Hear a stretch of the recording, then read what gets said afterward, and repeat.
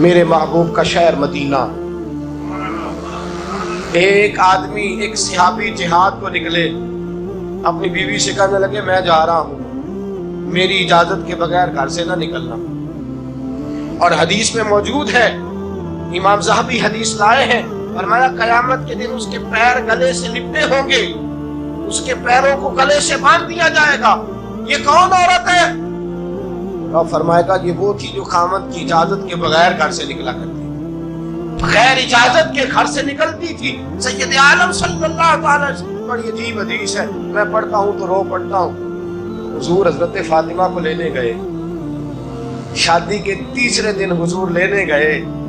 میرے محبوب نے آزمانے کے لیے کہا فاطمہ چلے، فاطمہ چلے. یوں ہاتھ باندھ دیے، عرض کی سونیا باپ بھی ہیں آپ، نبی بھی ہیں.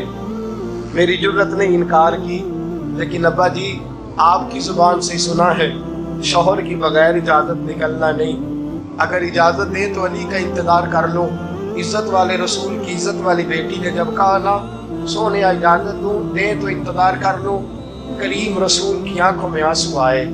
فاطمہ کہتی ہے میرا کچا گھر اور میرے رسول پاک نے اپنی طاقت کو سمیٹا اور سمیٹ کر نبی کریم علیہ السلام کچی زمین پر دیوار سے دیگ لگا کے بیٹھے.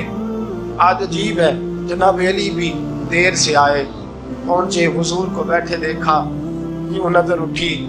حضرت علی سے میرے مصطفیٰ نے پوچھا، حضرت علی سے مدینے کے محبوب نے پوچھا کہ علی کر تو اجازت دے تو بیٹی کو لے جاؤں. حضرت علی پھوٹ پھوٹ کے روئے، میرا روپ بھی نہیں تے میرا رنگ بھی نہیں تے مینوں یار منان دا ٹنگ بھی نہیں. تو امیر حرم، میں غریب بے نوا، تو کجا من کجا. سونیا علی جتنی بھی عزت ہے تیرے قدموں کی برکت سے ہے. حضور میں اجازت دوں؟ فرمایا فاطمہ کو میں نے سکھایا ہے. اور فاطمہ کہتی ہے جب تک علی نہیں آئیں گے میں جاؤں گی نہیں. حضرت علی رضی اللہ تعالیٰ عنہ بولے، کہنے لگے یا رسول اللہ دعا کیجئے گا اللہ فاطمہ کے ان اعمال کی برکت سے مجھے قیامت میں بھی بہتر صلہ عطا فرمائے. دوستو، رسول کریم صلی اللہ تعالی علیہ وسلم کا شہر مدینہ، ایک عورت خامد پابند کر گیا کہ میں جہاد کو جا رہا ہوں، میرے پیچھے سے گھر سے نہ نکلنا، گھر سے نہ نکلنا. امام غزالی نے مکاشفۃ القلوب میں لکھا گھر سے نہ نکلنا. بیوی کو پابند کر گیا. 4 گلیاں چھوڑ کے اس کا باپ رہتا ہے عورت کا. پیغام آیا تیرا باپ بیمار ہے. جو بیٹی کو باپ سے محبت ہوتی ہے کوئی پیمانہ ہی نہیں کہ کوئی ناپ سکے، کوئی ترازو نہیں کہ کوئی تول سکے. بیٹی باپ کے سینے پہ چڑھتی ہے تو لگتا ہے اللہ نے ساری رحمتیں اڈیل دی ہیں، سارا کرم آ گیا ہے. بیٹی کو دیکھ کے تھکاوٹیں اترتی ہیں. بیٹی ایک ایسا رشتہ ہے کہ باپ جڑا رہتا ہے بیٹی سے. بیٹی کو پیغام آیا کہ تیرا باپ بیمار ہے. بیٹی کہنے لگی میں نہیں جاؤں گی، میرا خامد پابند کر گیا ہے. خامد اس لیے پابند کیا ہے کہ مصطفیٰ نے مجھے پابند کیا تھا بغیر اجازت نہ جانا. ٹیلی فون ہے کوئی نہیں خامد کو کر لوں، خبر مجھے کوئی نہیں وہ کس میدان میں جہاد کر. جاؤ میرے مصطفیٰ سے پوچھوں جاؤں کہ نہ جاؤں. توجہ ہے، باپ بیمار ہے، باپ پوچھو جاؤں کہ نہ جاؤں. رسول پاک نے فرمایا اس سے کہو خامد کی اطاعت کرے گی تو اللہ بہتری جزا عطا فرمائے گا. باپ بیمار ہے، خامد کی اطاعت کرے گی تو جزا بہتر ملے گی. 2 دن کے بعد پھر پتا چلا باپ زیادہ بیمار ہو گیا. دوستو کڑی بات، حضور جاؤں کہ نہ؟ فرمایا خامد کی اطاعت کرے گی تو بہتر جزا ملے گی.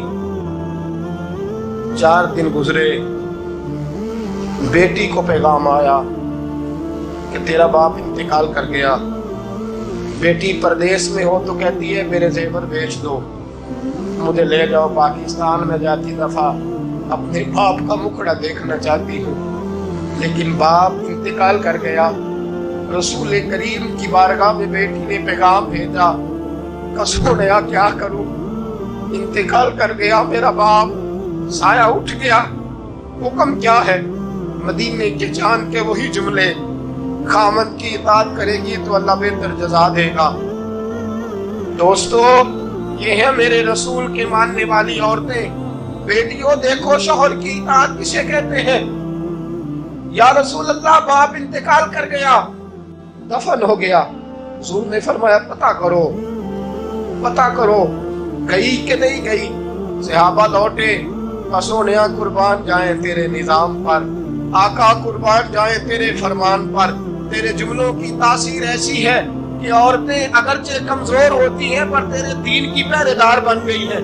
حضور آپ کی سنت کے لیے استقامت کا پہاڑ بن گئی ہے۔ حضور وہ گئی نہیں، کائنات کے امام نے ہاتھ اٹھائے، رسول پاک نے ہاتھ اٹھائے، اور صحابہ فرماتے ہیں آج اس عورت کے مقدر جاگے، چند آنسو حضور کے گرے، اور پھر چہرے پہ ہاتھ پھیر کے فرمایا جاؤ اسے جا کے خوشخبری دے دو، تو نے اپنے خامد کی اطاعت کی ہے، تیری اس فرما برداری کی وجہ سے اللہ نے تجھے بھی بخش دیا ہے، تیرے باپ کی بھی بخشش فرما دی ہے۔ تو نے خامد کی اطاعت کی، تو بھی بخشی گئی۔ اور میں نے ایک حدیث پڑھی، خدا کی قسم اٹھا کے کہتا ہوں، حدیث پڑھی اور پھر میں نے کتاب بند کر دی۔ میں نے کہا اس سے آگے میرے اندر حکمت ہی نہیں ہے، میں پڑھ ہی نہیں سکتا۔ میں نے جیسے کہا کہ پہلے تو صحابہ کرام میں اہل بیت کو ہم معصوم نہیں مانتے، ان سے جو کوتاہیاں ہیں وہ بھی ہماری اصلاح کے لیے ہیں تاکہ ہمیں توبہ کے طریقے سمجھ میں آ جائیں۔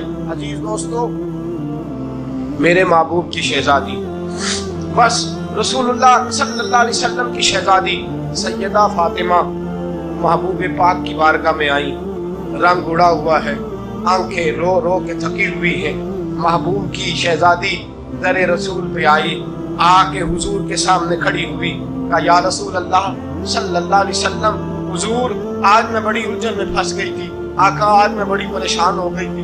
حضور نے فرمایا کیا ہوا؟ کہا یا رسول اللہ میں اور علی باتیں کر رہے تھے، باتیں کرتے کرتے بات بڑھنے لگی، حضور مجھ سے کوئی ایسا جملہ نکل گیا، علی ناراض ہو گئے، مجھ سے بات ہو گئی۔ دوستو، درۃ الناصحین میں صاحب درۃ الناصحین لکھتے ہیں، کہا علی ناراض ہو گئے۔ سیدہ فاطمہ فرماتی ہیں میں نے 70 چکر لگائے علی کے کمرے کے۔ کتنے؟ بیٹیوں، خامن کی اطاعت میں تمہاری جنت ہے، اور ماں باپ بھی ذرا خیال کریں، مائیں بھی ذرا خیال کریں۔ میرے رسول پاک نے فرمایا جو کسی عورت کو اس کے خامن کے خلاف بھڑکاتا ہے، جو کسی عورت کو اس کے خامن کے خلاف بھڑکاتا ہے، اللہ اسے جنت کی خوشبو بھی عطا نہیں کرے، چاہے اماں ہی مشورے دے رہی ہو، چاہے کوئی مشورہ دے رہا ہو، خامن کے خلاف جو بھڑکاتا ہے۔ سید عالم صلی اللہ علیہ وسلم کی صاحبزادی کہتی ہے میں نے 70 چکر لگائے، سونیا میں نے علی کو راضی کیا۔ حضور علی راضی ہوئے ہیں تو خبر دینے آئی، بس اس سے زیادہ بڑی بات اور نہیں مل سکتی۔ دل کے کان کھولنا، ذرا جاگنا، ذرا اٹھنا، ذرا ٹیک چھوڑنا، ذرا غور کرنا، یہ کیا جملے بول دیے میرے رسول نے۔ حضور نے فرمایا فاطمہ، یہ وہ فاطمہ ہے کہ جو جنتی عورتوں کی سردار ہے، یہ وہ فاطمہ ہے جن کا دوپٹہ اگر کبھی واضح ہو جائے تو سورج منہ چھپا کے نکل جائے، یہ وہ فاطمہ ہے کہ صبح قیامت آواز آئے گی نبیوں ولیوں غوثوں کتبوں ابدالوں، گردنیں جھکا لو، نظریں بند کر لو، محمد کی بیٹی فاطمہ کی سواری گزرنے والی ہے۔ الفاطمہ تو بدعت منی، الفاطمہ تو سیدۃ النساء اہل الجنہ۔ حضور نے فرمایا فاطمہ تو نے اچھا کیا، علی کو راضی کر لیا، اگر علی تجھ سے ناراض رہتے اور تیرا انتقال ہو جاتا، حضور فرماتے ہیں فاطمہ میں تیرا جنازہ نہ پڑھتا۔ فرمایا میں اس سے بڑی بات کہاں سے لاؤ گے، اس سے بڑا فکرہ کہاں سے لاؤ گے؟ فرمایا فاطمہ میں تیرا جنازہ نہ پڑھتا اس لیے کہ تو مولا کائنات کی بیوی ہے، اگر تجھ سے علی ناراض رہتے۔ اور پھر میرے حبیب نے فرمایا جس کا خامد اس سے راضی ہوتا ہے اس کا اللہ بھی اس سے راضی ہوتا ہے۔